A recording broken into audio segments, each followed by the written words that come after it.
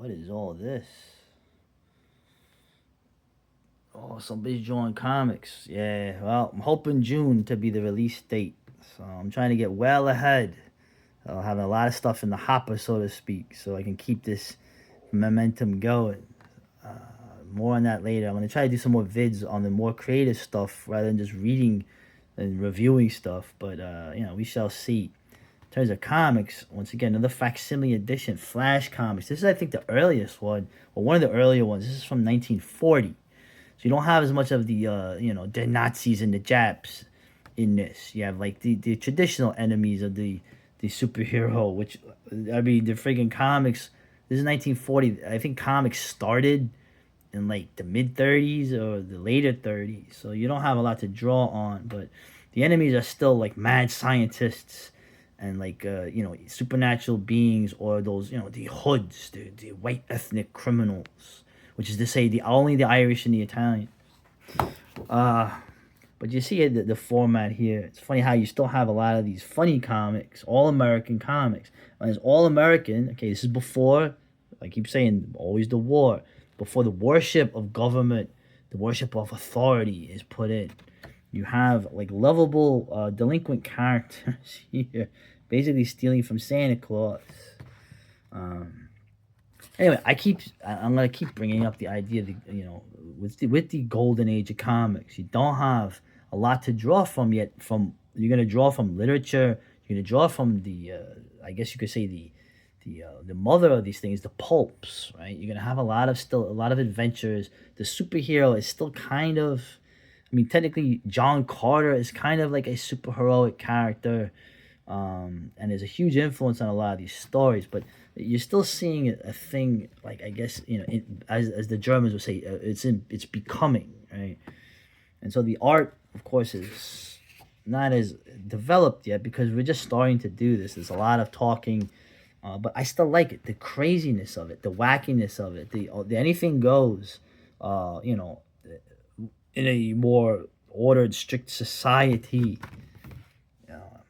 It's just a lot of fun, and the cultural things to see are a lot of fun. To see America before the Second War is, it was more of a country, I guess I could say, I would be proud of, right, or proud of. It's something that would be better than what it turned into. Although in many ways it couldn't have turned into anything else. But we got always, as always, all the comic book printed here was produced at a time when racism played a larger role in society, popular culture, both consciously and unconsciously. Gay. Jay Garrick of the original Flash, right? You had the original heroes, superheroes that the national, like, what is it? DC Comics. I forgot their real name back then. Um, the original heroes were then revamped in the Silver Age in new versions. I thought that was pretty interesting. So, anyway, Jay Garrick, of course, in this evil, racist time, you actually have, like, a society where everything is not falling apart. Oh, you're trying to say, please don't. I don't even want to start with that.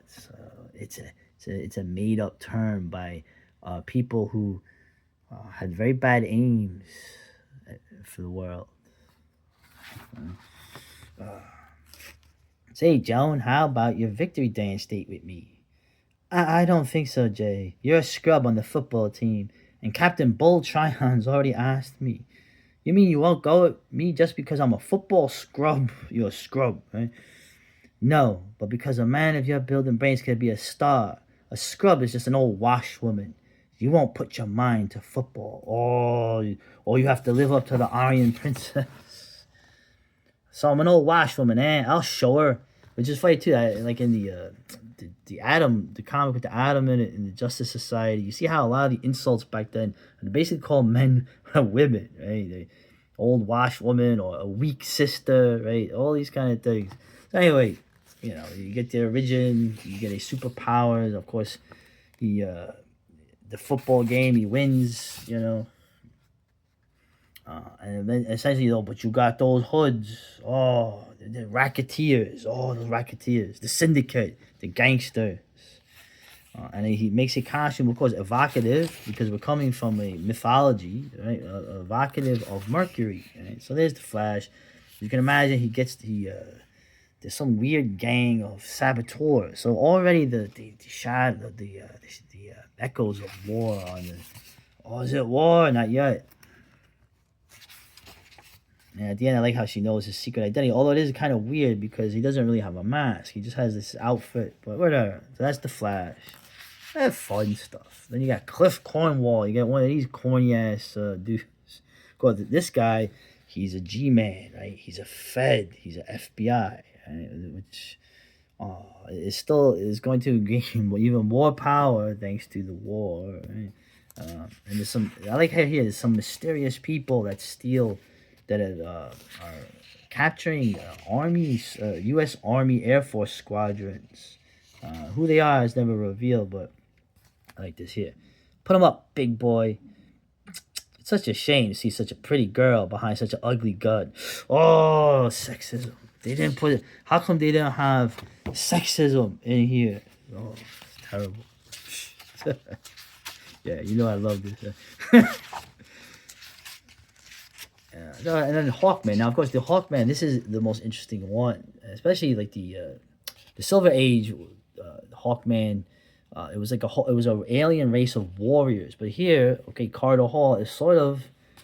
He's a rich, wealthy collector of weapons, a research scientist. So the idea of having this character who had a past life, oh, the racism, right? So he had a past life and a past love is almost reminiscent of like the Mummy, right? I mean, she's dressed. She looks like the actress from the Mummy, and then he's oh, the racism. He's killed by this person, and then this dagger that was used to kill his past life, seems to have triggered something in him, and then one day he meets his past love, right? So it's, you see how the literature, the movies are as much an influence because you don't have a lot of comic stuff to draw from.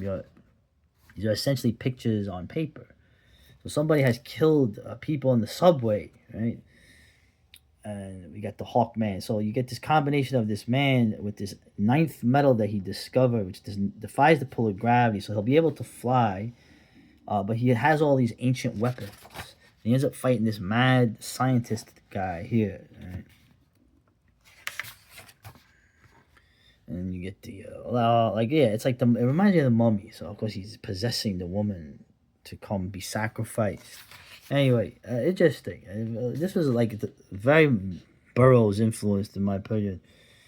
I like this too. Now Hastor, his name is Hastor. You know where that's from, right? And now here's what I like about the Golden Age too. Now for you, Hastor, the Hawkman. No, oh, he's begging. You have to spare him, man. Fuck that. Oh, right. He's like good, and he's like good that they did it. So. Yeah, I mean these are essentially superheroes. I like the argument, superheroes, they shouldn't kill. Okay, this idea was pushed particularly in the 70s, and obviously for kids, you didn't see a ton of that, but you remember adults are reading this, and also the kids were made a harder stuff, right? But later in the 70s, oh, Batman, you can't use a gun. Oh, you can't kill your enemies, it's wrong. Meanwhile, your society got way more violent and chaotic after that, in that time period, right? It's a friggin' joke. Anyway, rounding it out, yeah, Giant Thunderbolt. This was kind of funny. So he shows you the kid. He lived in a 4-room cottage with a bath in the Bronx, right? In the Bronx, you gotta say it like that. That was the old Bronx accent. Of course, you still had, even though it was very urban, becoming very urbanized, you still had cottages out there. There was a certain person that had a cottage out there named Edgar Allan Poe. But it's just weird, the racism, right? They capture the kid and they turn his Aryan hair into dark hair, but he gets this magical, right? He gets this magical belt, and then when he comes back, he gets discovered again. Like, hey, this ain't no native kid, right? Oh, right. He's a white kid. And then he goes back and to his actual parents. Oh, that's great. Well, but now he has this weird power because now he has to get a job, right? So it's kind of funny how basically John later on, I think he had like an electrical like alter ego, or no, this thing that would help him. It was like another entity, but the original Giant Thunderbolt, anything he said, right? When anything he says, when he says his magical word, "see you," right? Say you, right? Hey, say you, right? Back then when they taught, he could basically do anything he wished for. So that was like some power. I mean, if he, this is more powerful than Superman. Anyway, he ends up, of course, he gets into a fight at his new job. Bah, yeah, that's right. And of course, I like to scram, right? Remember scram, right? Boom, and so they all get blown away. We had enough of your pranks. You wrecked the store, which befriended you. You're fired. I was just trying to protect myself. Get out. You call that justice? Just an ordinary guy trying to eat an ordinary life. Actually, we all live in this paradigm now. Right? It's kind of funny. So interesting. And you still have, of course, we're gonna read, right? Makes sense. Then you had the Flash picture novel. This was a Ed Whelan. I think this is a guy of note, like Gardner Fox, Sheldon Mayer, the Demon Dummy, right? So this is a Flash picture novel in 2 parts. So this is almost looks like what was before, what you had here panel wise, where you had more open stuff. This is literally like a reel, like you're looking at a film reel. Okay, the connection between comics, pulps, the film storyboarding, it's all photography, it's all one. It's all one. So this is, I don't know, someone with the dummy. You get this fetching chap who is then framed by some corrupt detective, but he has this dummy. So he's a very, as you can see, he's a very dignified man. But the dummy is like a little like, hey, he's like a East Side kid, and it's funny. Don't and then he's in the joint, and then eventually when he gets out, right, the guy he wants to get revenge ends up going to prison as he's released. So you sap, right? You're a sap, remember? Anyway, so I guess there's gonna be a sequel to this, but we're not gonna see it because this is a one-off, actually. And then finally it ends with the whip. Right? You get this gringo, right? The red skin scourge, all the racism. Right? He goes down to Mexico, and basically he becomes a new version of. Essentially, who's this? This is Zorro. Okay, instead of with a whip, instead of a sword. But it wasn't as interesting. Obviously, I don't even know if. I mean, these other heroes I've heard of like later, like the All Star Squadron with the Roy Thomas when he went to DC, but.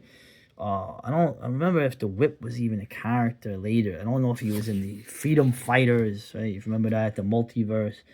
But whatever, it was a fun. Now, El Castigo. Oh, that's sweet. I want to go over this cool. Look how cool. All right, look at this. You can make your own records if you sing or play an instrument. Make your own records. So obviously, this ain't aimed at. Oh, look at who's that? Who's that? You'll never know. No, you're gonna see. You're gonna see me more and more. Home recording. You could record plays full 3 minutes for both sides. So obviously, this is not for kids. This is for look at that. Yeah, Bob, it sure sounds like your voice. Think of it. I just made the record with my new home recorder. So it's kind of funny. You can record 3 minutes on each side. Isn't it amazing? Actually, that is kind of amazing for the time. I want to go over the. You see these cool like Johnson and Smith in Detroit, Michigan. Right? Look at these cool things that were aimed at the young people, like BB pistol. The blank cartridges, right? You get the BB guns, right? The P guns. Everyone forgets about P guns, right? You can shoot P's. Electric motors, experimental radio kit, cameras, a complete camera kit, crystal radio set, the television rifle. Look at it. Of course, no one has TV back then, but it's sort of like a shoot it all year round. No noise, no risk, no injury. So you could work on your marksmanship, like shooting a light, I think, at something that would make a noise. You got yacht caps, right? You talk about yacht rock. You got your yacht caps. And you get also, look, jujitsu. You already have back then. Learn jujitsu. Oh, that's right.